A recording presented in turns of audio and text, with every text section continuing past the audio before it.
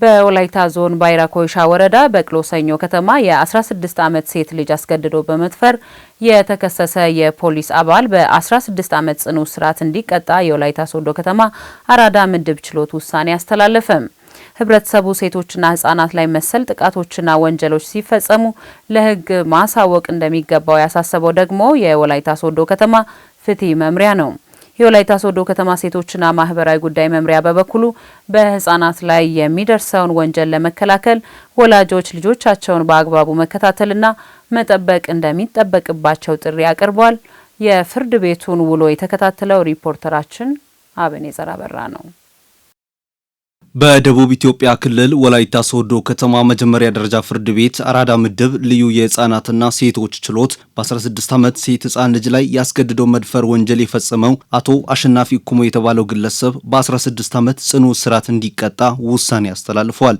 ግለሰቡ በወላይታ ዞን ባይራ ኮይሻ ወረዳ የፖሊስ አባል ሲሆን የወንጀል መከላከል ዘርፍ ኃላፊ በመሆን ህዝብና መንግስትን እንዲያገለግል የተሰጠውን ሀደራና ኃላፊነት ወደ ጎን በመተው ወላይታ ሶዶ ላይ ወደሚገኝ አጎትሽ ቤት አደርሳለሁ ብሎ ዋሽቶ በ16 ዓመት ሴት ህፃን ልጅ ላይ አስገድዶ የመድፈር ወንጀል መፈጸሙን በማጣራት ግለሰቡ በ16 ዓመት ጽኑ እስራት እንዲቀጣ ፍርድ ቤቱ ውሳኔ ማስተላለፉን የሶዶ ከተማ አራዳ ምድብ ሴቶችና የህፃናት ልዩ ችሎት አስተባባሪ ወይዘሮ አንቀጽ ሽርኮ ገልጸዋል። እንግዲህ ተከሳሹ አሸናፊ ኩሞ ይባላል። አሸናፊ ኩሞ እንግዲህ በዚህ በቅሎ ሰኞ ወረዳ ላይ የወንጀል መከላከል ኃላፊ ነው። ራሱ ፖሊስ ነው። ፖሊስ አመራር ሆኖ ወንጀል መከላከል ዘርፍ ኃላፊ ሆኖ እንደዚህ አይነት ወንጀል መፈጸሙ ያው ሁላችንም አዝነናል። እሱ እንደዚህ አይነት ወንጀል ለመከላከል ነው ከመንግስትም ከህዝብም የተሰጠው ሀደራ። እንግዲህ ይሄንን ወደ ጎን ትተው በዚህ በውሳኔው ላይ ብለናል የተሰጠውን ኃላፊነት ወደ ጎን በመተው የለበሰውን መለያው የፖሊስ መለያ ለብሶ የፖሊስ ሞተር ይዘው ሽጉጥ ይዘው ምንም የማያውቅን ሴት ልጅ ያው ከእናቷ ጋር ተጣልታ ወደ ሶዶ ስትመጣ እኔ አደርሳለሁ በሚል ኃላፊነት ይዘው ሄዶ እንደዚህ አይነት ወንጀል መፈጸሙ በህግ አግባብ እንግዲህ ትክክል አይደለም። ወይዘሮ አንቀጽ አክለውም ውሳኔ ከመሰጠቱ በፊት የከሳሽ አቃቢ ህግ ማስረጃና የህክምና ማስረጃዎች መታየቱንና የምስክር ቃል መደመጡን ገልጸው የተሰጠው ውሳኔ ሌሎች ወደዚህ ወንጀል እንዳይገቡ የሚያስተምር መሆኑን ተናግረዋል። የከሳሽ አቃቢ ህግ ማስረጃዎች አሉ፣ የህክምና ማስረጃ አለ። ከዛ በኋላ ለማጣሪያ ማስረጃ የተጠራ አቶ ብዙነህ አለ። ከዛ በኋላ የፖሊስ ምርመራ መዝገብ የቀረበ አለ። ይሄንን ሙሉ እንግዲህ አደራጅተን ነው ዛሬ ለውሳኔ ያደረስነው። ዛሬ የተሰጠው ውሳኔ እንግዲህ እሱንም ሆነ ሌሎቹን ህብረተሰብ እንደዚህ አይነት ወንጀል ለመፈጸም እንግዲህ ሐሳብም ያለው ሰው ካለም ይማራል። 16 ዓመት ጽኑ እስራት እንዲቀጣ ፍርድ ቤቱ ወስኗል።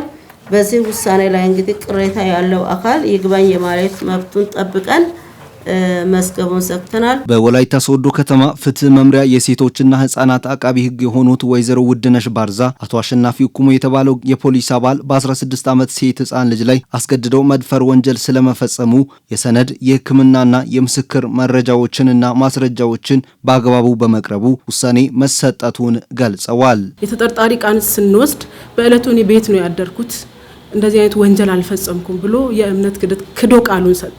ክዶ ቃሉን ሲሰጥ ምንድነው ያደረግነው? በተደራጀ ቡድን 3 አቃቤ ህግ ፖሊስ አለ፣ ከሴቶችና ህፃናት ሰው አለ። ዲዳይ ፔንሲዮን ድረስ ሄደን ህፃኗንም ይዘን ነበር የሄድነው። ልክ እዛ ስንገባ አልጋ አከራዩ ነበረ። ህፃኗን እንዳያት እቺ ልጅ ከዛሬ 2 ቀን በፊት ከአንድ ፖሊስ ጋር እዚህ መታ አድራ አይዳለች አለ። የአልጋ አከራዩን የጥበቃውን ቃል ወሰድን።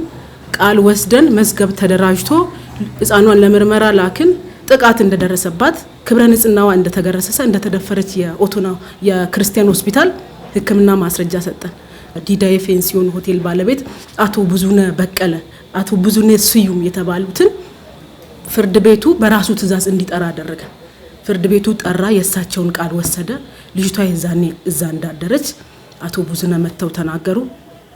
ከዛ በኋላ ነው እንግዲህ ሂደቱን ጨርሰን ዛሬ ለውሳኔ 16 ዓመት አስተማሪ ቅጣት ነው ብዬ አስባለሁ በራሴ እንደ አቃቤ ሕግም። እንደዚህ አይነት መሰል ወንጀሎች በህፃናት ላይ ሲፈጸም በአቅም ማነስና በተለያዩ ምክንያቶች ፍትህ ሳያገኙ የሚቀሩ ዜጎች እንዳይኖሩ መንግስት በነጻ ፍትህ እንዲያገኙ አሰራር መዘርጋቱንም አቃቤ ሕጓ ወይዘሮ ውድነሽ አክለው ተናግረዋል።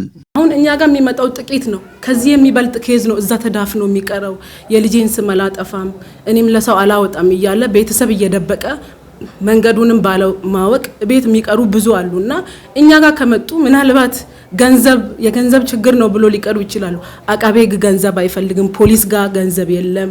ፍርድ ቤት ድረስ እንዲሁ ክሱ ተጀምሮ እስኪያልቅ ድረስ ምንም አይነት ገንዘብ ሳያስፈልግ ምንም አይነት ለምስክርነት ብቻ ነው አንድ ግል ተበዳይ እኛ ጋር የሚመጣው ቃል ለመስጠት ብቻ ነው።